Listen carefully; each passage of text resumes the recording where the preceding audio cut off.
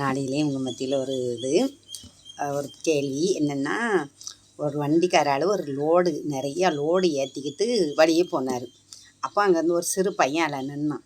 அப்போ பார்த்தீங்கன்னா அந்த சின்ன பையன்கிட்ட அவர் வழி கேட்டார். தம்பி, இந்த இடத்துக்கு எப்படி போகணும், எவ்வளோ நேரம் ஆகும்னு கேட்டார். இந்த வழியாக போங்க, மெதுவாக போனீங்கன்னா 10 நிமிஷம், ஸ்பீடாக போனீங்கன்னா அரை மணி நேரம் அப்படின்னு சொல்லியிருக்கான். இவருக்கு கோபம் வந்துட்டு, மெதுவாக போனால் 10 நிமிஷம், ஸ்பீடாக போனால் அரை மணி நேரம். ஸ்பீடாக போனால் தானே சீக்கிரம் போக முடியும், என்ன இப்படி சொல்கிறான் அப்படின்னு கோபத்தில் இவர் நினைஞ்சிருக்காரு. வேகமாக வண்டியை ஓட்டியிருக்காரு. அந்த வண்டி நீங்களும் யோசிக்கலாம், ஆமாம் கரெக்டு தானே, பையா போனால் அரை மணி நேரம், ஸ்பீடாக போனால் 10 நிமிஷம், இவன் என்ன மாற்றி சொல்கிறான் அப்படின்னு நீங்கள் யோசித்துருக்கலாம். ஆனால் அப்படி இல்லை. அந்த ரோடு இவர் வண்டி வேகமாக ஸ்பீடாக கோபத்தில் ஓட்டிகிட்டு போனாரா, வண்டி சாஞ்சி அந்த வண்டியில் இருந்த லோடெல்லாம் கிளச்சி அரிஞ்சு அவங்க அதை பிறக்கி வண்டியை நிமித்து போய் சேரமுன்னா 1 மணி நேரம் ஆகிட்டு பார்த்துக்கோங்க. அப்போ அந்த சின்ன பையன் சொன்னதுக்கு கீழ்ப்படியலை பற்றியெல்லாம் அந்த ஆள் அவர் கீழ்ப்படியாமல் ஸ்பீடாக ஓடுனதுனால வண்டி சரிஞ்சு அவ்வளவும் லோடு சிந்தி அந்த லோடை திரும்ப அள்ளி போட்டு, ஏன்னா அந்த ரோடு மோசமாக கிடந்திருக்கு.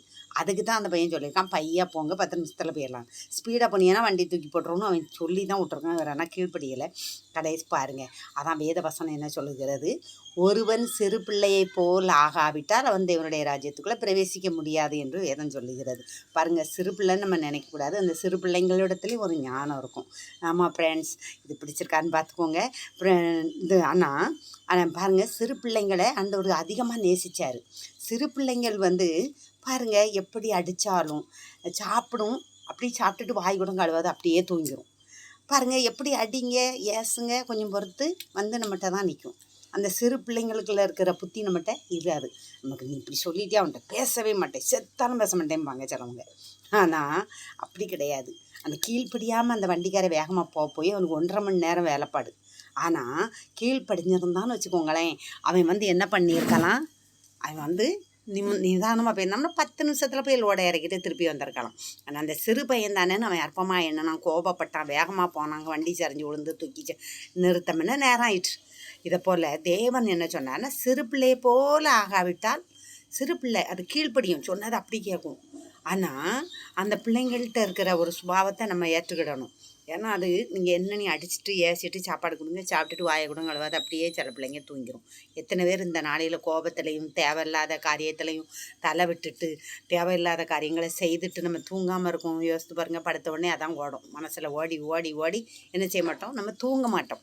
ஆனால் சிறு பிள்ளைய பாருங்கள், எப்படி அடித்தாலும் ஏசினாலும் அது பாட்டு தூங்கிடும், வாயை கூட கழுவாமல் சாப்பிடும், அள்ளி ஊட்டணும், தூங்கும்போதே அப்படியே உறங்கிடும்.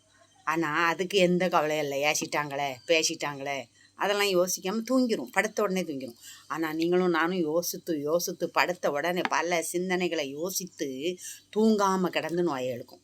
ஹலோ ஃப்ரெண்ட்ஸ், இந்த வீடியோ பிடிச்சிருந்தானா லைக் பண்ணுங்கள், ஷேர் பண்ணுங்கள், சப்போர்ட் பண்ணுங்கள்.